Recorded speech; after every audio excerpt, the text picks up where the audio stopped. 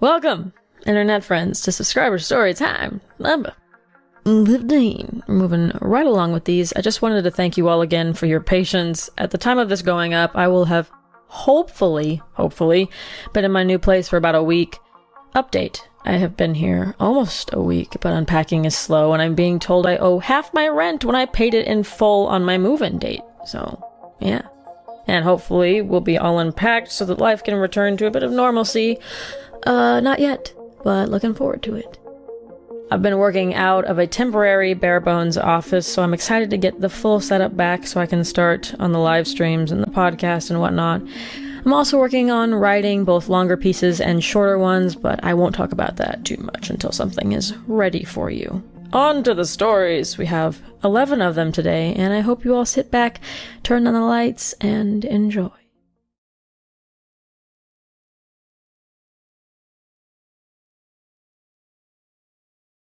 I grew up hunting in the woods of northern Ontario, Canada. Moose, bear, deer, turkeys, and squirrel. As an avid outdoorsman, I'm extremely comfortable out in the woods. When I was about 12, I was hunting with my great-uncle. We had arrived at his cabin late in the afternoon and did the normal routine of cleaning up around camp, moving the outdoor furniture out of the shed, and turning the power on. I was told to get some firewood from the stack we left there every summer so we'd have firewood for the sudden winters. When I got to the pile, it was toppled over, which in itself was odd, but I didn't think much of it. I told my dad and uncle about the wood stack and how I thought we might have a problem bear in the area. Their eyes widened and they looked at each other as if they knew something. What struck me as odd was, from then on, my uncle and dad seemed tense. Hunting trips were for us men, or slowly becoming men, to go unwind. That night, I remember my grunkle, what I called him since he was my hero, smoking his pipe, and he had what I thought was a cigar burning in the ashtray next to him. I learned last year, 6 years later, that he was burning white sage, some native tradition for getting rid of bad spirits or whatever. Whenever I wanted to go out of the clearing unsupervised or just go walking, my dad wouldn't let me go without taking his double-barreled 10-gauge shotgun, the same gun he used almost exclusively for dangerous game like moose or bear. Eventually, we settled down and decided to go out to an area called Hell's Canyon, a rocky gully with steep sides. We had been stalking a large buck most of the morning and finally had him in a range I was comfortable shooting at. I shot and killed the beast. My great-uncle was ecstatic about being with me for my first kill. Him and I ran to the 10 points and started to field dress it. That was when I got the feeling I was being watched or stalked myself. I tried to shake it, thinking I was just coming off an adrenaline rush, but the feeling persisted. And that was when I saw a shape moving in the tree line on the other side of the canyon. I couldn't see it very well from where I was, so I picked up my .30-30 and flicked the lever open so there would be no chance of me pointing a loaded gun at something I didn't intend to kill. I looked through the scope and froze. It was walking on 2 feet. I've seen bears rear up before, so I know what they look like. This thing was not a bear. My grunkle looked at me and asked what was wrong. I couldn't reply. I was transfixed on this thing gliding through the woods. He spotted it moving too, and quickly got to me. He took my gun and laid it down in the autumn leaves, and put his hands on my shoulders and said he needed me to help with the deer and get it back to camp as quickly as possible. I didn't know why he was so spooked. The man was a sniper in Vietnam, for fuck's sake. It took a lot to scare him. He was on edge the whole time, and I dragged the deer back to the quads. Every twig snap or rustling of leaves made him dart his eyes and reach for his gun. When we finally got back to camp, we butchered the deer in record time. Again, he seemed on edge. My dad got back around sunset as he prepared to hunt by himself. My grunkle pulled my dad aside and told me they were going to grown-up talk. My dad glanced at me a few times and had a slightly awestruck look about halfway through their conversation. Dad went inside and started cooking dinner. I asked about what I'd seen, but my great-uncle kept saying I didn't see anything. My dad just ignored me. That night, though, they screwed the plywood window covers over the windows and locked the door, both things we never did. We stayed a few more days, then went home. I thought I had imagined the whole ordeal until after my grunkle's funeral. The funeral was pretty rough. He shot himself, and I didn't understand why. I brought up the memory of that hunting trip. My dad said I had seen something. He said that while he'd never seen it, my great-grandpa and grandpa saw something similar many years before. To this day, I haven't hunted in Hell's Canyon since, and every time I get that feeling in the woods, I try to get the hell out as fast as I can.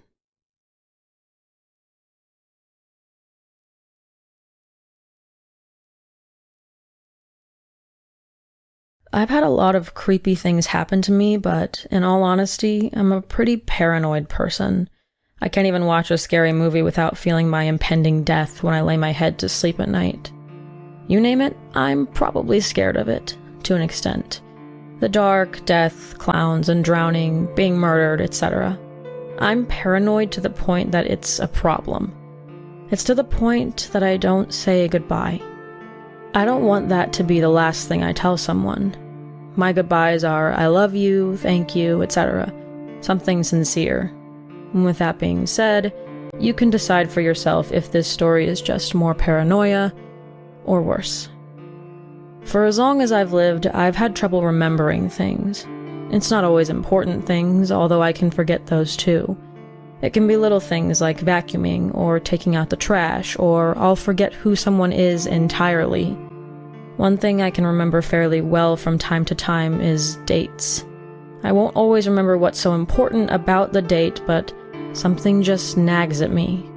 I can tell you, though, that the most impressionable dates tend to stick out the most. I live on the coast of North Carolina.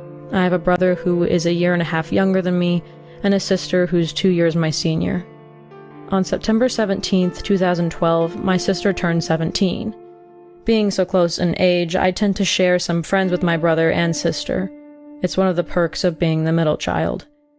My sister had these friends who were really into being scared. A lot. It seemed like that's all they really cared to do. So, naturally, my paranoid self didn't really hang out with them past dark. Keep in mind, I'm 14 at this time. They would do the normal thing, watch scary movies, go to year-round haunted houses, the works. I usually wasn't invited because they knew I wouldn't want to go. One particular day, everyone was feeling a little cooped up in the house. It was around mid-noon, so everyone else climbed in the back of one of the guys' truck while my brother and I, not yet 16, got into the front of the truck with the guy driving. We all knew each other well, except for one guy who I had never met before. But everyone else knew him, so it wasn't odd for people to recommend doing things out of the blue with no actual plans of going. I can't remember who exactly came up with the idea of going to the local amphitheater, but it was brought up as an option. Considering how bored everyone was, and how bright it was outside still, around 6 p.m., I agreed. If you don't know what an amphitheater is, it's like an outdoor auditorium. It's for plays and concerts to be held outside, but it's relatively small. About 2.5 porches in length. Behind the concrete slab that acted as the stage was a drop-off of maybe 3 or 4 feet that was used for props and other necessities of performing a play. That was for hiding the props and set stuff from the crowd. Being overrun, that little pit had a bush going through the broken concrete, but it wasn't big enough to go over the side of the pit. It was maybe 2 feet tall. If there's anything you should know about the Swansboro Amphitheater, it's that it's abandoned. As less people wanted to attend outside events, it's been nearly forgotten. There were 2 one-stalled restrooms, like a porta-john, that were built for outside that were used during the productions, one on each side of the stage, one for guys and one for girls. There's a reason nobody has ever suggested reusing the land. A few years ago, maybe 10 or 15 now, a guy got upset with his wife. He brought her and their daughter to the abandoned amphitheater and slit their throats and shot them both dead. He's, of course, in prison, but it's still an eerie feeling to walk on the same land he killed his family on. The moment we got there, we knew what we were getting ourselves into. There was satanic graffiti and non-English words everywhere in spray paint. Seems like right out of a horror movie or a bad ghost story, I know. The second my foot hit the property, I didn't have a good feeling, but I didn't say anything because I knew it'd get brushed off as my anxiety or paranoia anyways. We spent a few minutes looking around in the restroom and the stage, etc., when the wisecrack of a fella that I didn't know decided we should come back after dark. Everyone else, liking horror stuff, agreed, so who do you think they all looked at? Yeah, me. As if I was going to want to. Now, mind you, I'm very shy in a sense that I don't care now what people think of me, but back then my image was all I had, or at least that's how I thought. With everyone looking at me, I felt pressured to agree. So I did. I'll skip the activities that occurred in the next 3 or 4 hours and just get right to the point, because I tend to tell long stories. At about 10, we came back. All of us. It was September, so even though I live in the South, it was chilly at night. Not chilly enough to buckle your knees, but you might want to take a thin jacket along. When I stepped out of the truck bed and back onto that land, my knees just about gave way. I'm not gonna lie, I was scared. It was dark, and the only light was this dim streetlight that barely did any good. There was no wind, so you could hear a pin drop when everyone got quiet and we were busy looking around. I wanted to go home, but my pride was the one thing keeping my mouth shut. As we neared the stage and half steps and chairs, like bleachers but concrete and no space under them, my knees about buckled again. One of our friends noticed, and he asked me if I was okay. I lied and told him that I'd tripped. I think he knew, though, because he lowered his voice and said he wouldn't let anything happen to me. That's when the dumbass that I just met who got me into this whole mess decided we should go to the restrooms. That was a hell no for me. I stayed on the stage while a few of the older guys went along with my younger brother and the older girls, and one guy stayed at the stage along with me. One guy wanted to take pictures, mainly to light up the steps with the flash on his camera so none of the guys going to the restrooms would trip. As they went closer, the wind picked up, but just barely. This wasn't the scary thing, though. It was this little bush in the pit area. It was shaking, and I mean hard. Too hard. The wind wasn't even enough to make the trees and shrubs move like that, so how was the shielded bush moving? Before any of us explorers could figure it out, my sister let out a noise. I looked at her because it sounded like a choking sound, like when you accidentally inhale some saliva. I was about to ask if she was okay and maybe pat her back if she needed it, but her face made my stomach turn. She was staring right at the building that stood in between each restroom that was for the lights and sound system, etc. She didn't move when her friends asked her what was wrong. She just said, "Let's go." Of course, her friend, being very pushy, didn't start calling back the other people like I thought she would. She simply asked, "Why?" Let me tell you about my sister. She doesn't get scared easily. She laughs at things that make me want to curl up and beg for my life. Even some of my friends who love scary things get terrified before my sister even winces. And her friend was asking why. My sister looked at me, and I felt like she was not saying because I was there, so I, being the brat I was, also asked why. That's when she answered that she saw someone in the middle building's top window. My heart sank. The boys were all sticking together in a group, and they were at the rightmost restroom from where we were standing. The guy who was with us, who had been taking pictures, stopped and yelled that we were leaving with or without the rest of them. I, of course, got upset because my brother was up there, but he assured me that it was just to get them to come down to the stage. We wouldn't leave them.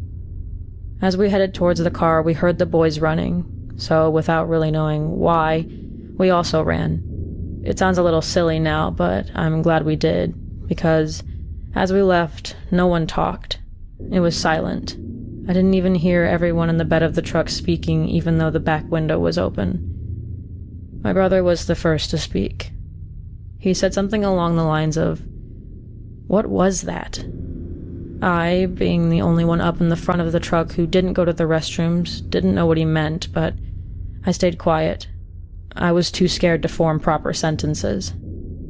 We stopped at a gas station on the way home where everyone started to loosen up a bit and talk about it. The boys said that one of them had heard someone whispering something to them, but they couldn't tell what they'd said. That's what triggered everyone to run. Then the guy who had stayed down with us girls remembered he took pictures. I'll never get those pictures out of my head. Out of all of them, only 2 stood out. Even though I can no longer remember the order we saw them in, I remember what they were. One was normal looking until you looked at the whole picture instead of focusing on the details of it. It was a face, a blurry face, but definitely a face. The second was a shadowy figure that you could hardly make out because of how dark it was, but it was pointing towards the restroom the boys had been in when my sister made the noise. That night, my brother and I slept on the living room floor together after making a bed from blankets. I think my sister slept on the couch. That night is a pretty hazy one after that. I tried to go right to bed at 11:30 because we had school the next day, and I just tried to forget. It would be a few more days before anyone mentioned it. Stories got passed around, none of which were too memorable for me. I remember one story, though, because it creeped me out and made me angry. That guy who I barely knew had previously stolen one of the old foam mats you sit on during a performance so you don't just sit on the concrete. The night he did, he woke up with scratch marks on his back and arm and panicked. He went outside to smoke a cigarette and saw a young girl standing on his porch. He looked away to unlock the door and go outside, and she was gone. Just gone. The reason I was upset was because he knew about that when he mentioned to go back to the amphitheater that night. There's a reason I never became friends with him, nor why I never saw him again.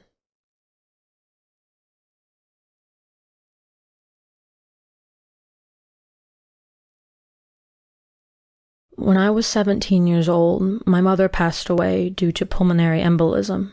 Natural, but very sudden and unexpected. I have absolutely no other family, and she was all that I had. When she passed, being how I was underage, I was placed in a home to live with a family until I turned the magical age of 18. Long story short, this housing opportunity did not work out, and I was relocated with a great family that did work very well. But throughout these moves, I was denied access to my mother's ashes. This went on for over 1 year, and I had no idea where her ashes were, who had them. I did not even know what the urn looked like, because this was hidden from me for whatever reason. One day, out of the blue, I received a phone call to let me know I was able to get her urn back, and that someone was going to drop it off to me later in the day.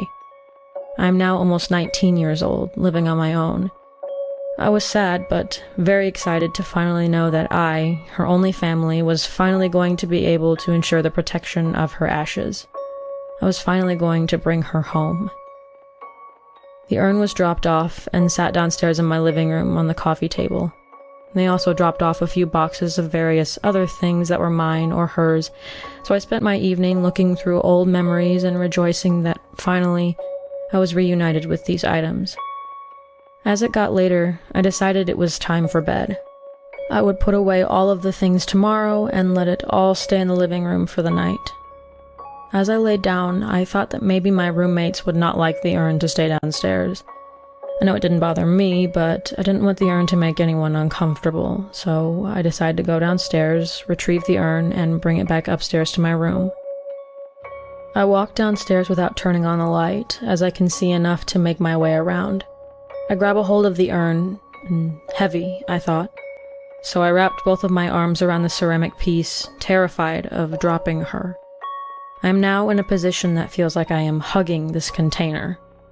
I slowly start walking to the stairs to return to my bedroom, but as I take my first step up, here's where things get weird. As I go to take my first step up the staircase, it feels as if my entire body is being squeezed. I can't breathe, I can't move. I actually fell up the staircase because of how powerful this was. It felt like someone had my entire body in their hand and just closed tightly. I put down the urn and looked at it for a while. I didn't sleep that night. I didn't tell anyone, even my boyfriend who was sleeping upstairs, for about 6 months, and even then, I only told a counselor. It took me a long time to decipher the incident. I spent countless hours researching online for similar situations or encounters, but I could find nothing. But now that I can look back on this, I can see that I had been separated from my mother for much longer than I had ever been before. When we were finally reunited, I know my mom was just trying to show me she was there. She was just trying to give me a hug.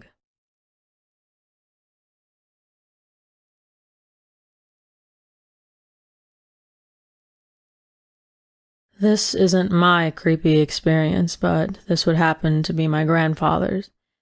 I believe he had told me this story around a year or two ago during mid-May. My parents and I decided to pay a visit for my grandmother's birthday and perhaps eat some dinner. I could tell my grandfather had something on his mind. Now, keep in mind that he doesn't have any disorders or anything of the sort, and doesn't hallucinate. My parents and I had confronted him after my grandmother's little party, and he just busted out in chills. He began to ramble on about something that had occurred last night, but he barely spoke up. When we asked what he had said, he began speaking in a sharp tone, like we were in trouble. I started getting a slight wave of paranoia as he had stated the first few things that occurred to him. My grandfather explained how he had been woken up in the middle of the night due to my grandmother's snoring. So he just laid in bed, hoping sleep would wash over him, but that never happened. He could feel something watching over his body, but due to his disbelief in spirits, he didn't think much of it, and just told himself it was one of the 3 dogs. A few more minutes later, the bathroom, connected to their bedroom, light began turning on its own. Everyone was asleep. My uncle had his own bathroom in the basement and never woke up until at least 12 p.m. My aunt was gone, my grandmother was sleeping, and my great-grandmother was in her room with the door locked. After a while, the light flickered on and off. He could hear the light switch moving, and he could hear light footsteps walking around the bathroom and eventually into the bedroom, near his bedside. He wanted, oh so desperately, to sleep, but as curiosity got the better of him, he shifted his head slightly to get a small glimpse of what could possibly be there. There was nothing, but he could feel something burning his side, but once again there was nothing on him. He never got the rest or the sleep he wanted that night, and neither did I, that same night he told me the story. The last few times I spent my mornings there and passed out, I could always sense something staring at me, but I refused to think of it as anything. The best way for me to not acknowledge it is to blame it on my heavy anxiety and paranoia I deal with on a daily basis.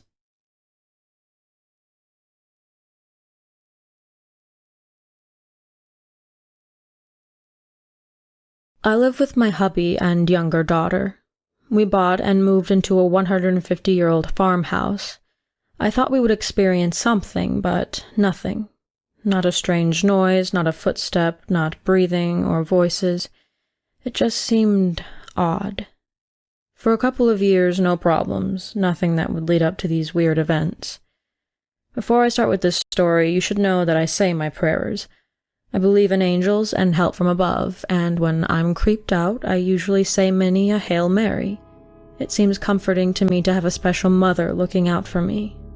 So, anyway, now that you know my weird, here's my story. My husband gets up at 5 a.m. and leaves for work at 6. I get up at 6:30 and leave at about 7:30 to drop my daughter off at school, and then head to work myself. So I was sleeping in bed, and it was early in the morning, maybe 5:30 a.m., and my husband was standing in the doorway, and he called my name. I immediately turned over and lifted my head to answer him, thinking something is wrong, since he is very careful about not waking me when he gets up. No one was in the doorway, and in that split second, I realized 2 things. Firstly, the shower was running, which meant my husband was not standing in the doorway, and secondly, there was no one standing in the doorway. I immediately put it out of my head and went back to sleep. What else could I do? I know there was someone standing in the doorway. I saw them silhouetted against the hall light, except my back was to the door, and I had to turn over to see the door. Okay, fine, a weird dream. Then a week or so later, it happened again. It was early morning, and my husband called my name. I rolled over to look at him. He wasn't there. I heard the shower, only this time when I saw him silhouetted in the hall light, he was inside the room, much closer to me than during the last event. I said out loud to myself, "Oh, not again," and plopped down and went back to sleep. Weird, again, but I was not necessarily creeped out. A week or so after that, it happened again, and this is where the creep comes in. I was asleep, but I'm sure someone whispered in my ear, "Start praying." So I didn't fight the overwhelming and urgent need to pray. "Hail Mary, Mother of God," over and over and over, and while I prayed, I did not wake up.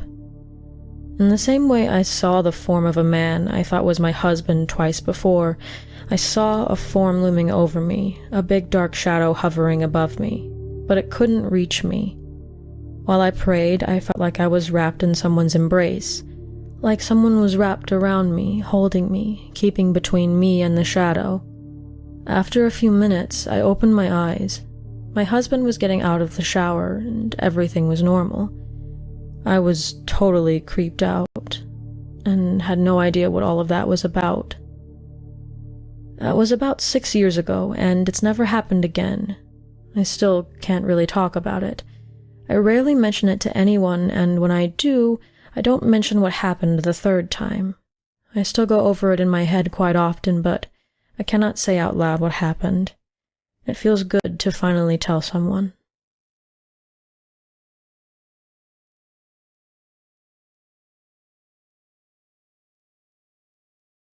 My life has never been particularly normal. Even from a young age, I've been well acquainted with death.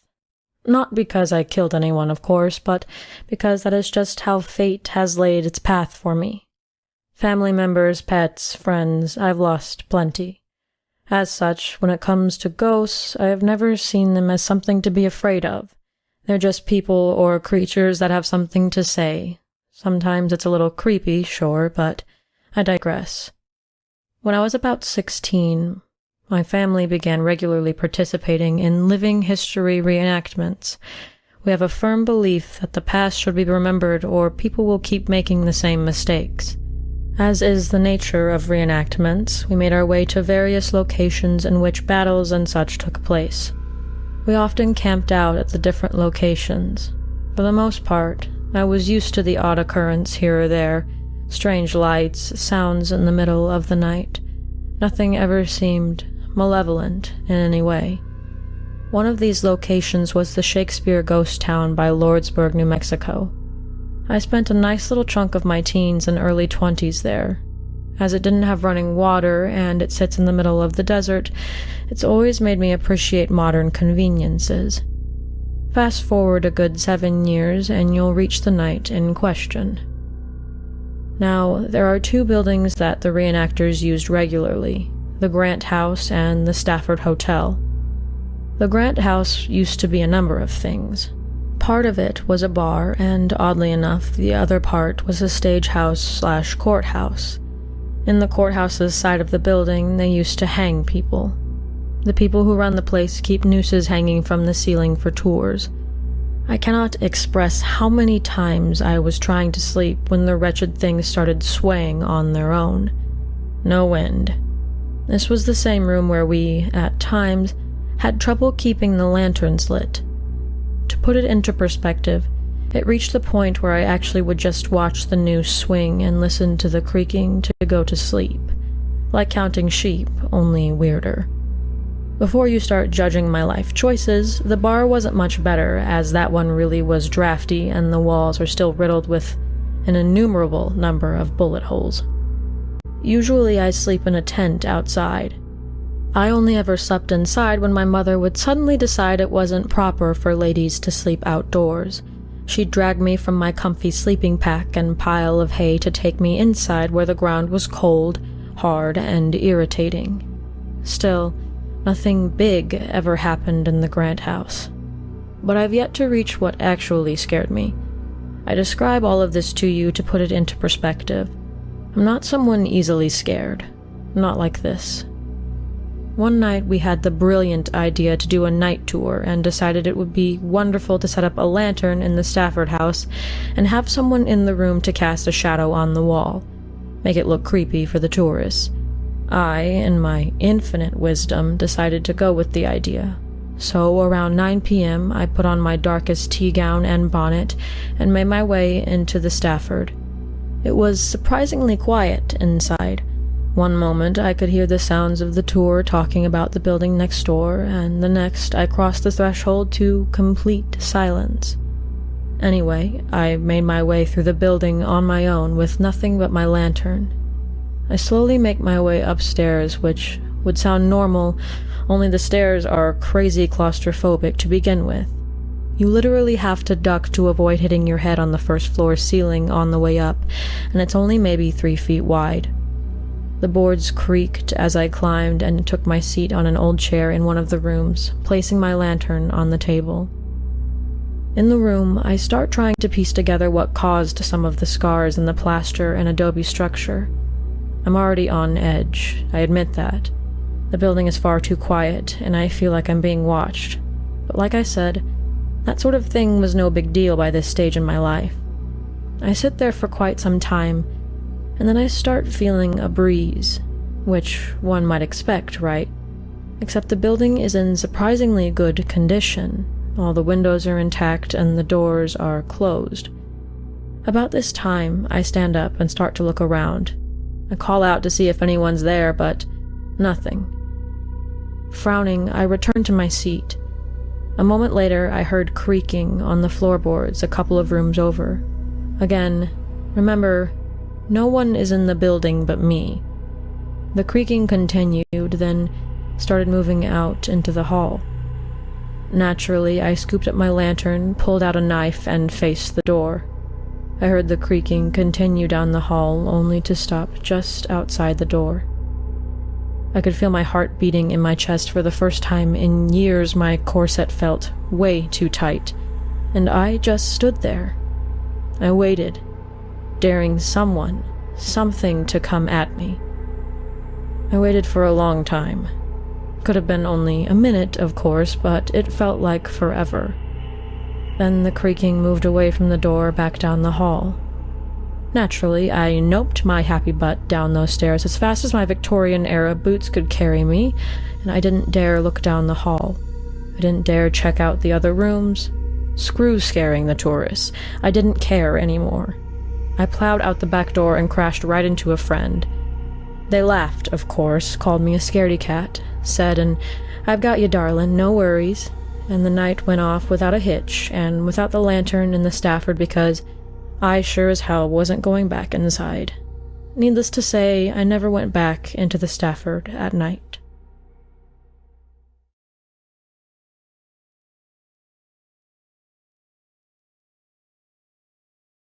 My name's Philly, and I'm from California, a little town about 30 minutes from Los Angeles called Mira Loma. One weekend, I had the crazy idea of buying a compound bow, like the ones used to hunt boar and other game.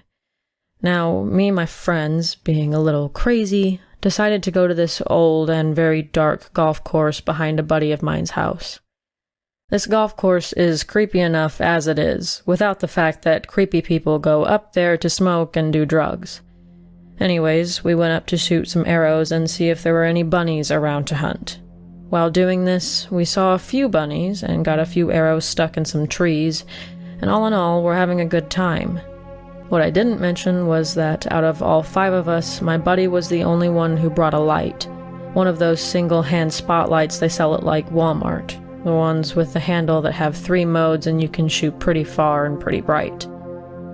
Now, while in the middle of shooting some arrows, I noticed my 2 best friends were standing away from the group and were kind of talking amongst themselves, and had a really strange look on their faces. When we all noticed and turned to ask them what was up, they quickly asked for the spotlight and said, "What's over there next to that tree?"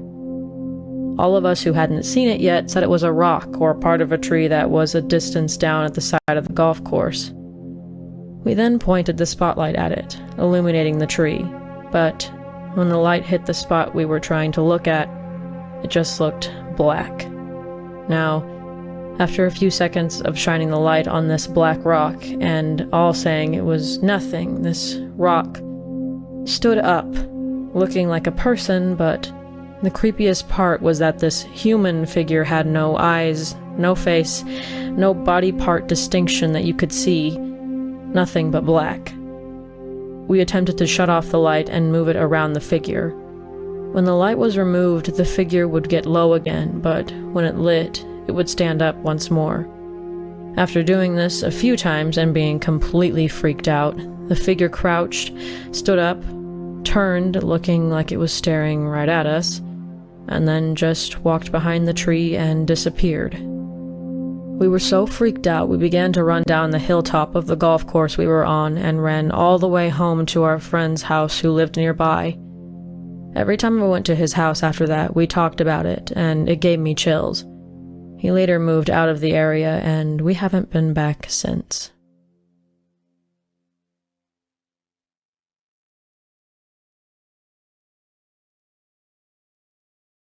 So this isn't particularly scary like a ghost story, but it did happen to me a lot at the time. So I live in Canada, where half the year it's snowing, and the other half is really hot. This happened a few years back in June. I was with my older sister, my best friend, and her older sister. It was a hot day, so we were wearing tank tops and shorts to beat the heat. I don't feel comfortable walking around town wearing short shorts and tank tops anymore after this experience. So we'd walked around town for about an hour when we decided to stop by the skate park to watch the hot skater boys. Yes, creepy, but we're teenage girls and they were shirtless.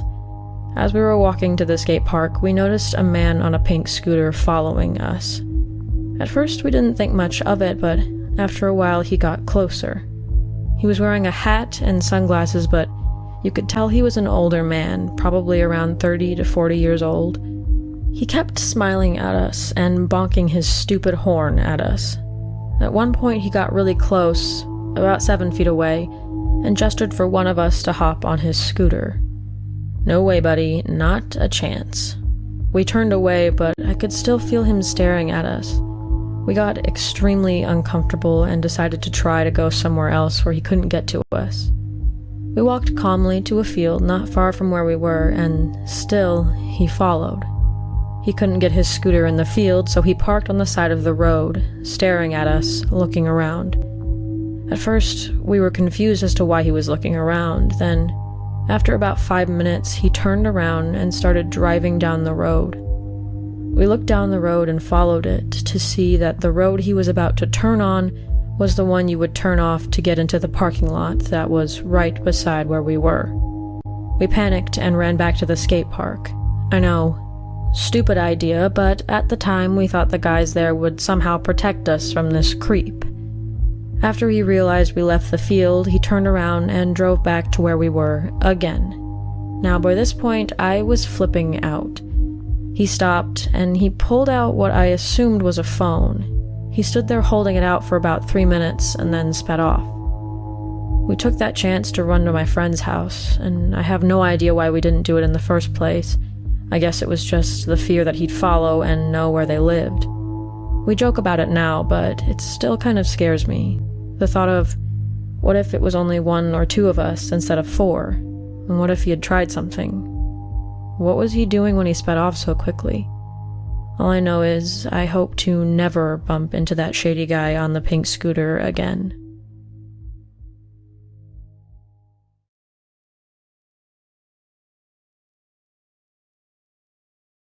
I have been a police officer for several years, but my first police job was with a local community college. This college is pretty big and had bought an office complex to expand into a new campus. During my stay there, only 2 or 3 floors of each of the 5 buildings was ever occupied.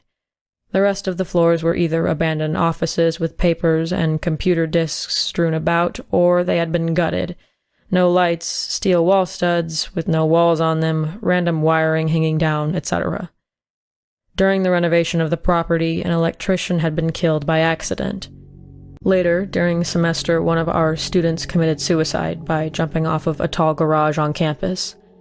I'll call him Will, and let his real name rest. I also understand that an employee of the former tenants had died of a heart attack in the gym. We didn't think much about these things, it's just stuff you have to deal with in this line of work. Many of us came to believe this building is legitimately haunted, and I say that as a skeptic. Once, after having found that many of our fire doors were not locked, me and my partner were sent into the abandoned floors of the building to search for homeless trespassers.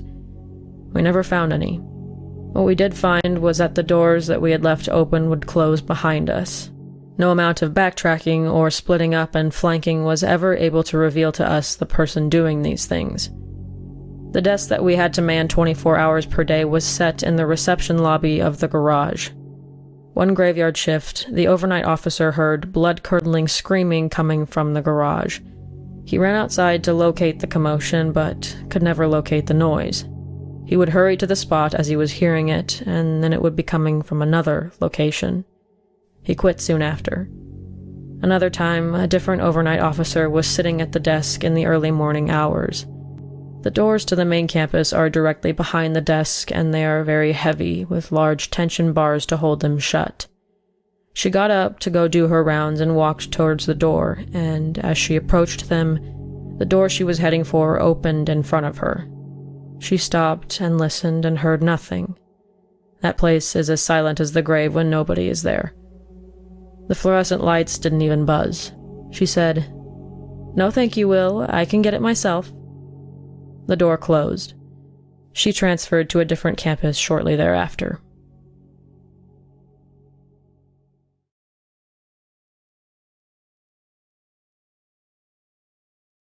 To help things make sense, here's a bit of backstory and the house layout.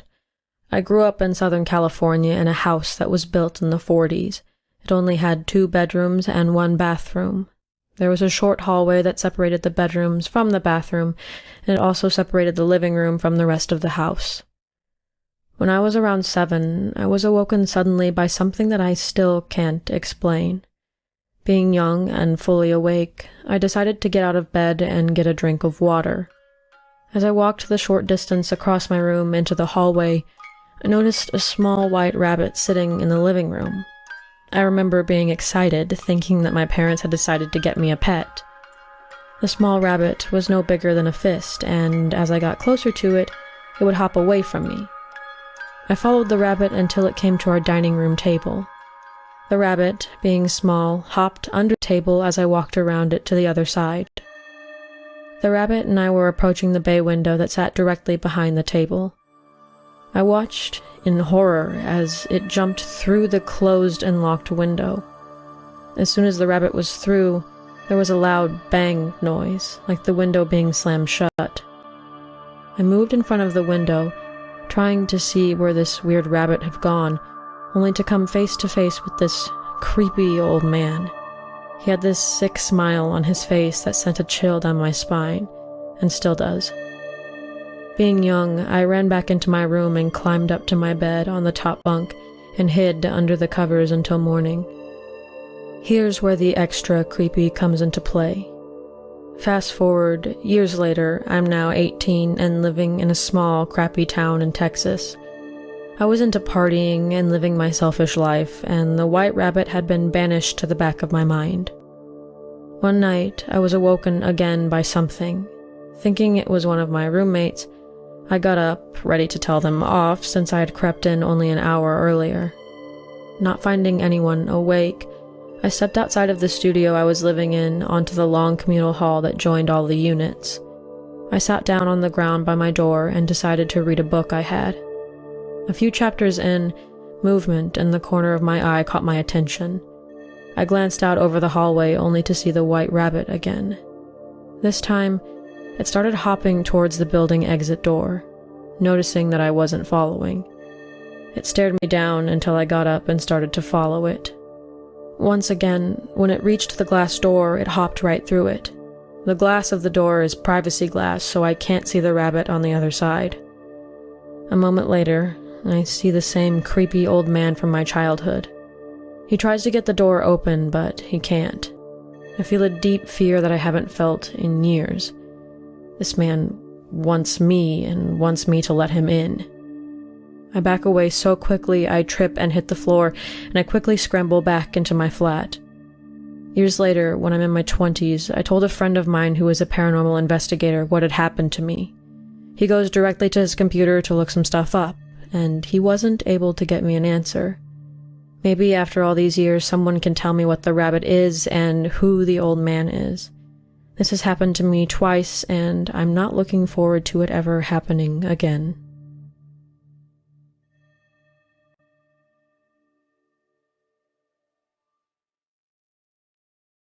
This story, unfortunately, doesn't have a resolution, as it just happened to me, and this is still ongoing. For some backstory, I have dissociative identity disorder.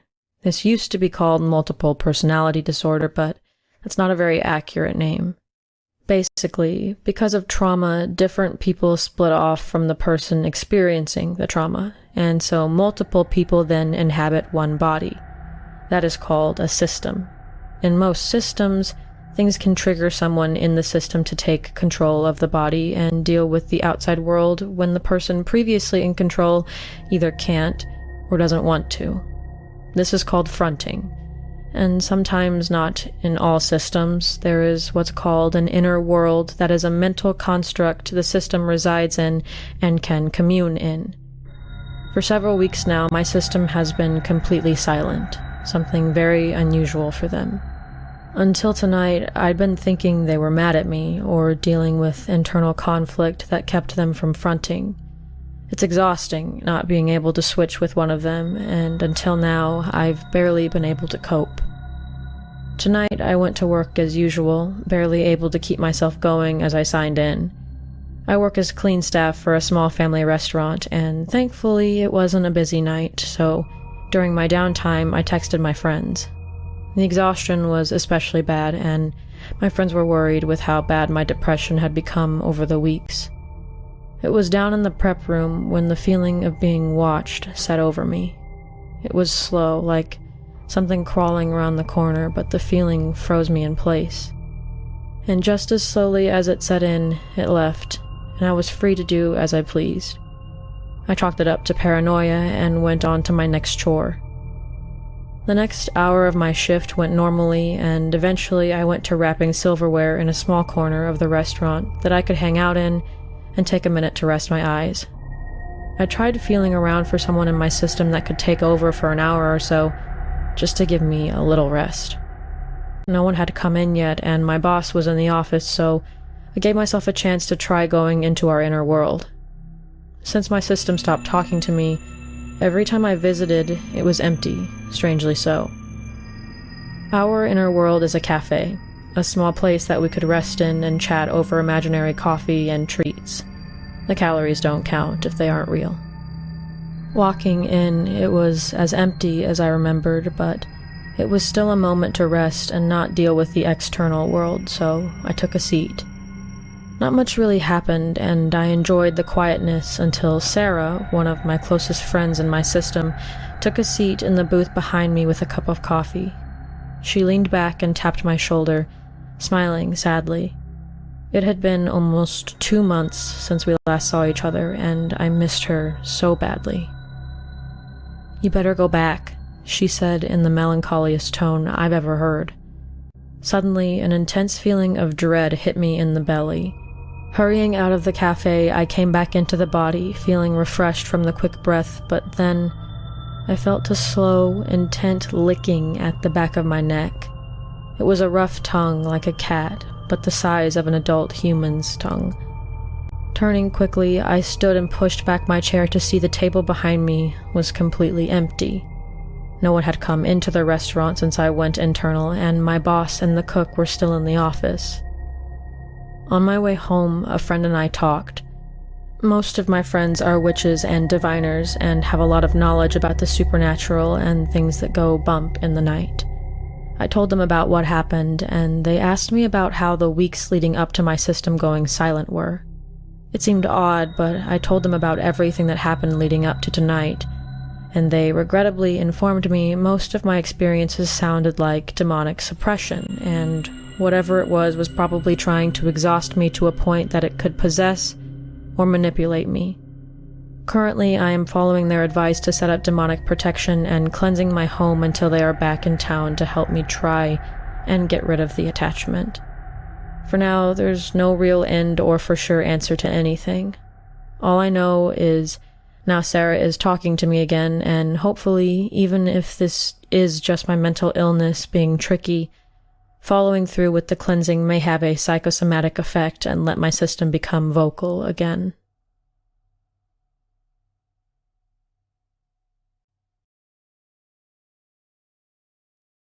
Special thanks to the Patreon family. The names you see on screen are just some of the people who financially contribute to this channel, whether they are passionate about subscriber story time and true crime cases or the other dark content on this channel.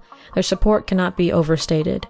If you are interested in supporting the channel, information is in the description, but even if you only continue to support by watching, thank you. And, of course, a special thanks to the subscribers who chose to share their stories with us today. Liam, Ashlyn, Katie, Finn, Azure Cat Blue, Alara Morningstar, Philly, Sarah, Joe, Jenny, and Paige. If I mispronounced any of those, I'm very sorry. I'm really bad about it. On these videos, anyway. Yeah.